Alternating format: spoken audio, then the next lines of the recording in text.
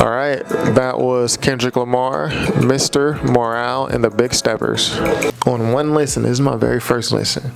You know, it's still not even May 13th in California. The album drops May 13th. It's 10:50 p.m. So obviously, like, I'm not gonna get all this in one listen. But I did like the album, Disc 1.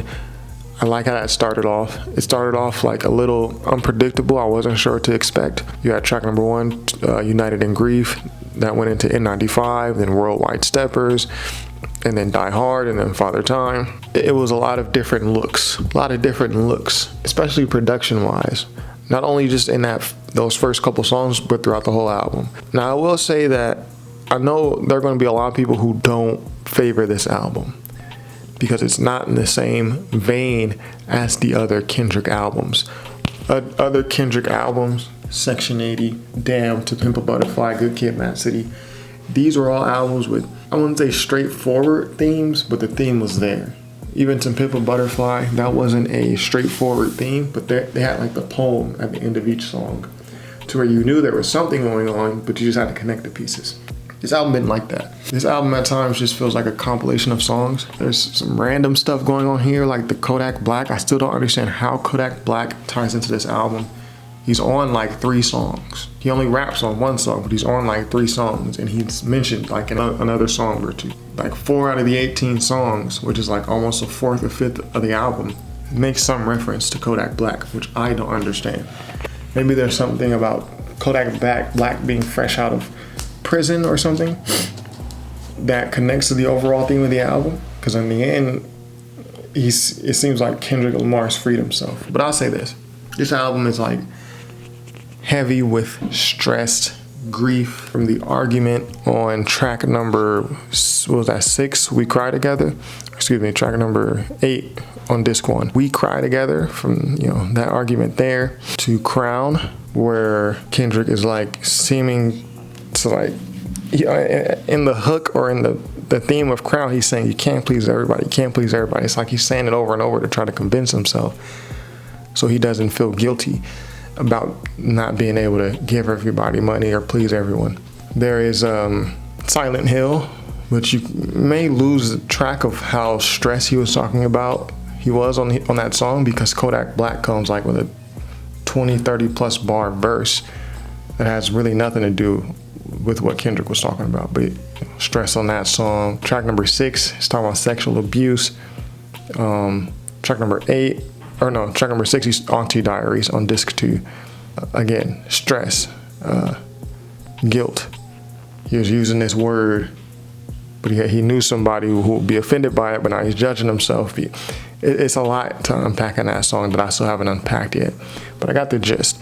And then track number 8, Mother Sober, featuring Beth Gibbons. That was a song about sexual abuse. This album is wrapped in like grief, stress, depression, right? I don't understand how Kodak Black ties into this. Again, maybe it's something about Kodak being fresh out of prison and Kendrick freeing himself from being not enough or overly empathetic. I don't know. I gotta listen to it some more. And also on this album, there's multiple references, not just to Kodak Black, to Islam. Ghostface spits a verse, which is like, I never heard Ghostface like this, like on the verge of tears. Really talking about being spiritual and getting himself together.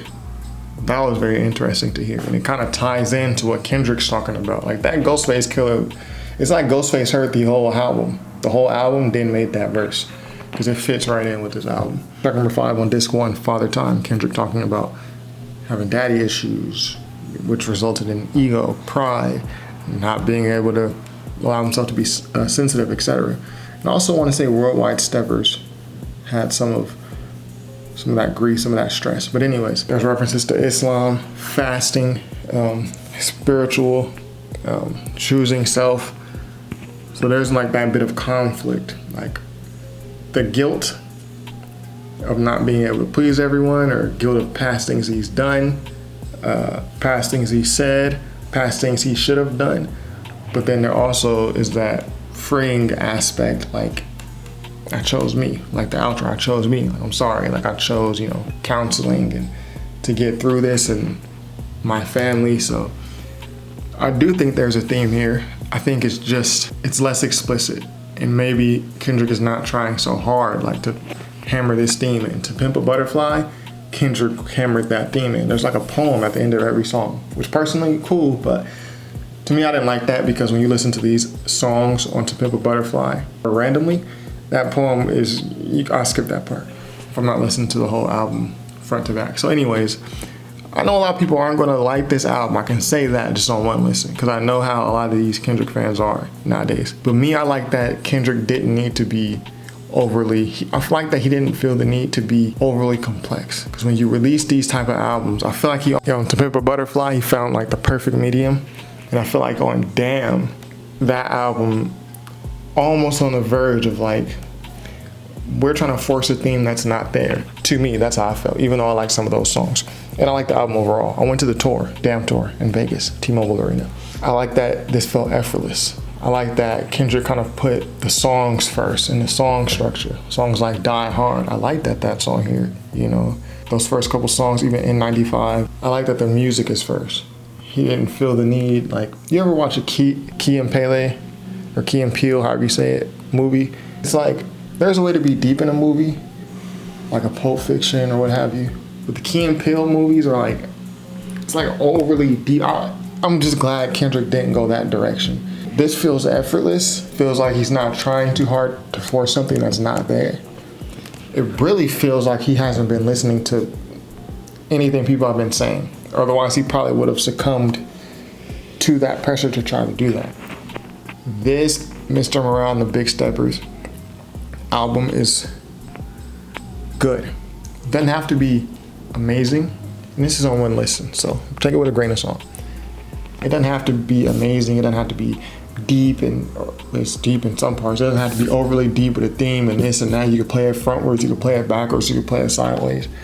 There's good music on here. Great production. All the features make sense. Even the Baby Keem feature. Y'all know I'm not a Baby Keem fan like that, but it makes sense. The Ghostface Killah feature especially feels great. Even that Summer Walker feature, that was a good song, even though it's not my type of thing. The slow songs on here, not my type of thing, but that's just me personally. Purple Hearts, not my thing. Auntie Diaries, not my thing. Mother Sober, not my thing. Yeah, and the Baby Keem interlude, not my thing. But that's just me. That's how I feel. This is a good album. And I feel like for a lot of people, Kendrick can't be middle of the pack. He gotta either be way over here, great, or it's just whack. To me, as a Kendrick listener since 2009, this is a good album. I'm glad he took this direction. I'm glad to hear he's in like the same mind state as I am. I said this earlier when I was reacting to one of his songs. Whenever Kendrick drops, and this is like why he's one of my favorites, each project from EP all the way to this one, we be like on the same wavelength.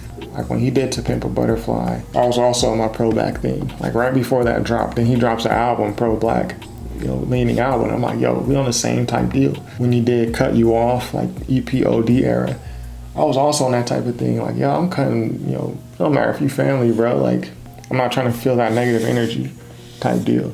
When he did Good Kid, Mad City, that's how I was feeling. You know what I'm saying? Good Kid in the Mad City.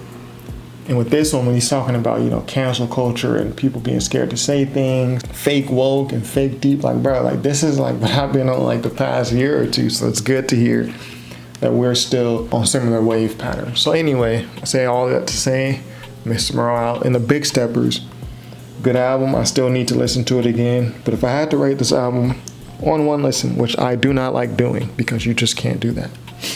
But if I had to, I give this 3.5 stars. Good album. I think I like it more than Damn on the first listen. I really liked Damn when I first heard it, but I don't really return to all those songs like that. I return to DNA, I return to Duckworth, and Fear. A lot of other songs, I don't return to it. So yeah, this is like on the same level as Damn to me. So great production, all the features make sense. 3.5 stars. And yeah, what did y'all think of this album?